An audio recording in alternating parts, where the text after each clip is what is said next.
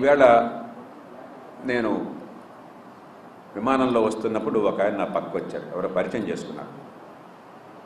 Sir నేను టీచర్గా పనిచేస్తున్నాను, విద్య ఏమి అందటం లేదు అసలు అంటే, మాస్టరు మీరు ఏ స్కూల్ అన్నది ఒక ఊళ్ళో స్కూల్ వివరాలు చెప్పండి. నేను ఏ ఊరని చెప్పాను అవసరం లేదు, మీ జిల్లాయే, కృష్ణా జిల్లాయే, అంతవరకు చెప్తాను.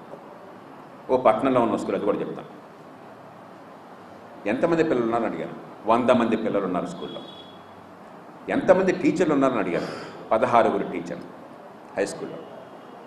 100 మంది పిల్లలు, 16 టీచర్లు. ఎంత ఖర్చు అవుతుంది ప్రభుత్వానికి అడిగారు.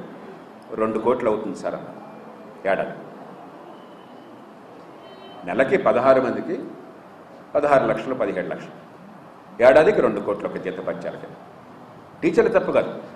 ఇప్పటికి కూడా అవినీతి అంటున్న వర్గం ఏమన్నా ఉంటే అధ్యాపకులే. కానీ పిల్లలకి మంచి విద్య అందించే ఏర్పాటు జరగల. ప్రభుత్వం ఆంధ్రప్రదేశ్లో సగటున ఒక్కొక్క బిడ్డ మీద గవర్నమెంట్ స్కూళ్ళల్లో 60,000 రూపాయలు ఖర్చు పెడుతోంది ఏడాదికి. ఒక్కొక్క బిడ్డ మీద 60,000 రూపాయలు ఏడాదికి. 35 లక్షల మంది పిల్లలు గవర్నమెంట్ స్కూళ్ళల్లో ఉన్నారు, ప్రాథమిక పాఠశాలలు కానీ హై స్కూళ్ళు కానీ. కొన్ని చోట్ల ఇందాక నేను చెప్పిన లెక్క అయితే 1,60,000 అవుతుంది ఒక్కొక్క బిడ్డకి.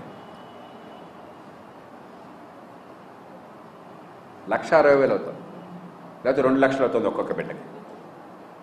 సగటున 60,000 అవుతుంది. కానీ ఏం నేర్చుకుంటున్నారో పిల్లలు అంటే మళ్ళీ నా దగ్గర గణాంకాలు ఉన్నాయి. మామూలుగా అయితే నేను నోట్తో చెప్పేవాడిని, ఇట్లా అట్లా ఉన్నాయి కాదు. నేను అంకెలు చూసే చెప్తాను, అధికారికంగా చెప్తాను అంకెలు.